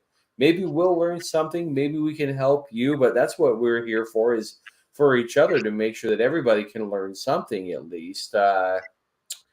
Hold on. What did I say there? I didn't want to detract from the last show last week. I commented on the ICU post-cardiac arrest. Oh, okay. I know. Yeah, but he still needs to. Yeah. I choose the liberty. Okay, sorry. I got distracted. Easily distracted. As you can tell, I have the attention span of a goldfish. No, but again, everyone, we really appreciate you, and we want to be here to support you next week and the week after that and the week after that. So please like, subscribe, share the crap out of this video, share that membership link, talk to people about it. If there's anything I can do to help you, please reach out to me, Mike Marshall, Frank Vass, anybody that we can help you as much as we can. And as this week with every week, when seconds count, police are minutes away. Absolutely. Vass, you got anything else? Oh, it's for me. Okay, that was your segue? Okay. That's my segue. When seconds count, police are minutes away. Okay. Folks, I always love being here with you all. I love these conversations. They're only possible with the L1F Liberty First Foundation memberships that make it possible for us to get together. Remember, the legislation, we've got the framework up. We put the link in the description there. Remember, we are going to present this bill to every member of Congress, 537 members of Congress, to improve our elections and to improve our country. And we're only going to be able to do it because of your help. So please do be part of the membership there, because we are going to present this to every member of Congress to improve our nation. I thank you guys for having me. I enjoy being here every week, and I enjoy hearing everybody, Jan, hearing all the different voices. That's only possible on this channel in the Roundtable every week. Jan? Well, I appreciate you guys. Like I said, when I first started out, really voicing myself on social media, which I wasn't a part of for, I'd say, over half the time social media came out. But I finally got to a point where, it's like enough is enough. I got to get my voice out there. And I hooked up with Mr. Marshall. And then after I got booted and everything, it took me a while to come back and find people. And I'm really glad we got hooked back up, which introduced me to you, Mr. Voss. And I enjoy, the content that you put out. And not only thank you for being a part of this platform, but I enjoy tuning into you every Sunday. As you guys can tell, like I said, I'm not one who shows this mug a lot, but apparently I'm getting really comfortable with you guys. Good. as I'm We're starting grateful. to go up more and more. So I just look forward to what we're going to be doing in the future. I appreciate being part of the team now and can't wait to see what you guys have in store for me to be doing. And I thank anybody and everybody who becomes a member, and anybody and everybody who comments, watches, shares. Mm-hmm. It's just we've got to take our country back. Yeah. We do. Absolutely. Absolutely. Oh, and I should have mentioned, please go support Vassett. No sound bites allowed. It's absolutely important. Please make sure that you're out there helping him out. I'm getting a missing child alert, an Amber alert. That's what. What the hell? What am I Hey, it's camera better again? than watching Shut up! football on Sundays. I Yeah. don't watch football. I ain't got time for that. Friends, family, ladies and gentlemen, we love you all. Have a great night. We'll see you guys next Friday. Night, guys. All right.